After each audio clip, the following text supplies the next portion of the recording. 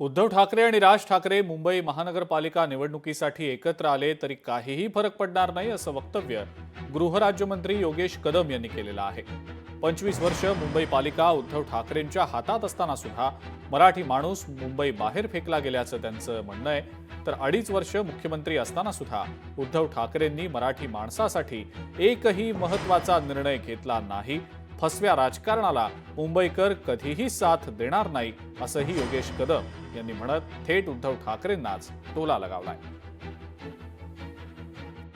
मी याही अगोदर सांगितलेलं आहे, त्यांनी दोघांनी जरी एकत्र याचा निर्णय घेतलेला असला तरी सुद्धा त्याच्याने काही फरक पडणार नाही। 25 वर्ष मुंबई महानगरपालिका ही उद्धवजींच्या हातामध्ये असताना देखील मराठी माणूस मुंबईमधनं बाहेर फेकला गेला। स्वतः 2.5 वर्ष मुख्यमंत्री असताना मराठी माणसांकरिता उद्धवजीने एकही निर्णय घेतला नाही। मराठी माणसाच्या हिताकरिता त्यांनी एकही निर्णय मुंबईमधला मराठी माणूस हा पुन्हा मुंबईत आला पाहिजे ह्याचानी प्रयत्न देखील केला नाही।